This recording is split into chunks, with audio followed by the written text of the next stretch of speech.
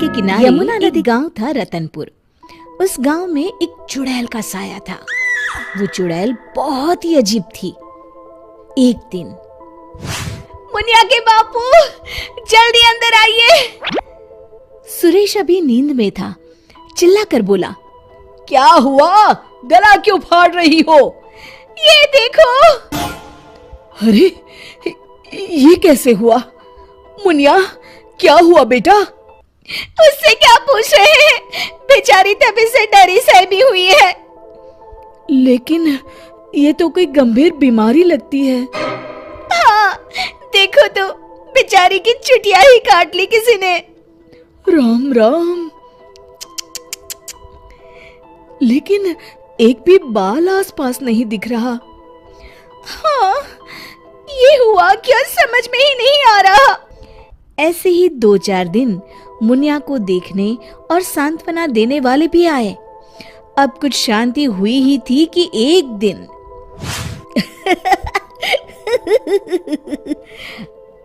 क्या हुआ रामू, तू हंस क्यों रहा है? अरे काका, वो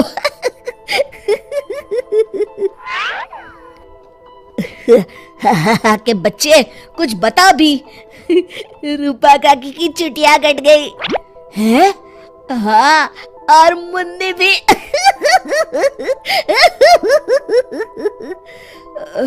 अच्छा, पर काहे? आप भी पूछ लो।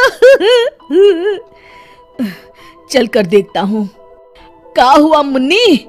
ये क्या हल्ला मचा हुआ है? तभी मुन्नी बाहर आती है। ये का सुन रहा हूँ? कैसे हुआ सब? अरे का बताएं चच्चा, रात में रोज की तरह खा पी के सोए और सुबह देखे तो अरे राम राम। पहले तो मुझे लगा कोई बीमारी है, लेकिन ये तो लगता है पक्का किसी डायन या चुड़ैल का काम है। अब तो रतनपुर में ये औरतों की चोटी काटे जाने वाली खबरें आम हो गई। अगले ही दिन, सरिता, आज बहुत गर्मी है, मेरा बिस्तर बाहर लगा देना। जी ठीक है। सरिता ने रमेश का बिस्तर बाहर और अपना और चुनिया का आंगन में लगा लिया। रात में रमेश को प्यास लगती है। बड़ी प्यास लगी है, लगता है सरिता ने पानी नहीं रखा। कोई नहीं, खुद ही ले लेता हूँ। अंदर जाने पर वो देखता है कि सरिता के बिस्तर के सिरहाने चुड़ैल खड़ी है। वो एक हाथ से सरिता की चोटी पकड़े हुए है और चाकू से उसकी चोटी काट रही है। वो जोर से चिल्लाया, चुड़ैल, बचाओ बचाओ, चुड़ैल। सरिता और चुनिया उठ गए। गांव वाले भी फौरन आ गए। देखते हैं चुड़ैल हाथ में सरिता की चोटी लिए खड़ी है। भीड़ देखकर वो हंसते हुए बोली,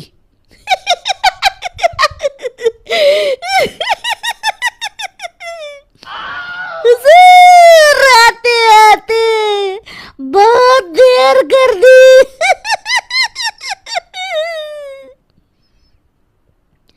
सरिता तो डर के मारे बेहोश हो गई, पर बाल तो जा ही चुके थे।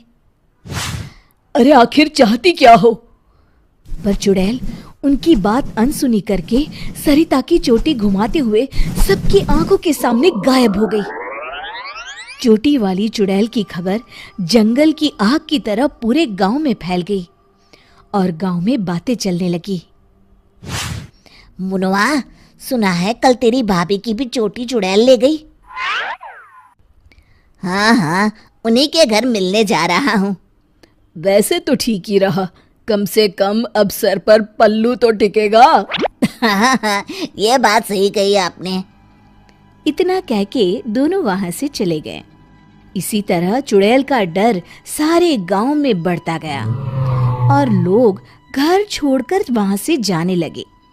तभी कुछ गांव के लोग आपस में बात करने लगे, क्यों ना सरपंच जी के पास चले। हाँ, सरपंच जी ने दुनिया देखी है, कोई ना कोई उपाय ढूंढ ही निकालेंगे। हाँ हाँ चलो। और सभी गांव वाले सरपंच जी के घर पहुंच गए। समस्या सुनकर सरपंच ने कहा, समस्या तो सच में गंभीर है। मेरी अम्मा की भी है, आपके यहाँ भी? हाँ, अब क्या करें, चुड़ैल पर किसी का वश है क्या? कोई तो उपाय होगा सरपंच जी। इसके लिए किसी ओझा से मिलकर बात करनी होगी। तभी मदन बोलता है, अगर हमें अपने गांव से इस चुड़ैल का साया हटाना है तो हमें उसकी चोटी काटनी पड़ेगी। मेरी नानी ने मुझे बताया था कि हर चुड़ैल की शक्ति उसकी चोटी में होती है।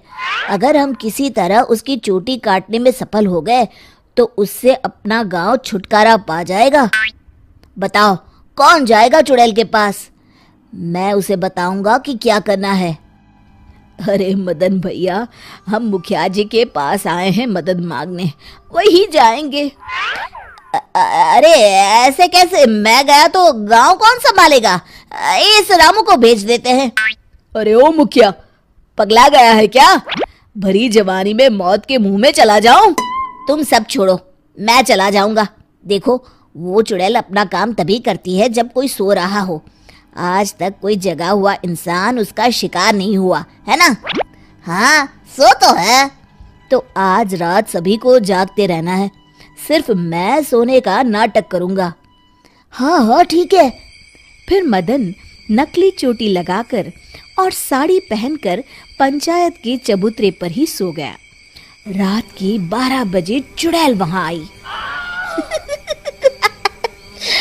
आज पूरे गांव में घुमाई, कोई सोया ही नहीं। तभी उसकी नजर चौक पर सोए मदन पर पड़ी।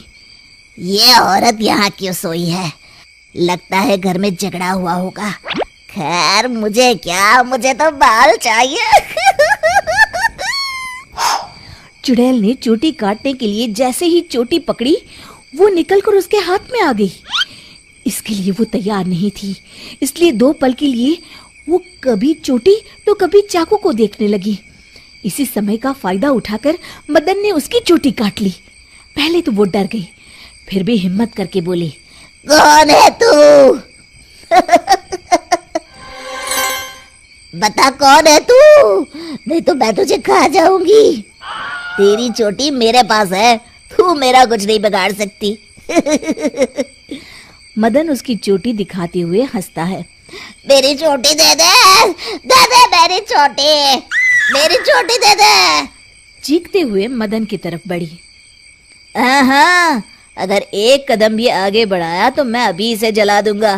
नहीं नहीं, ऐसा मत करना।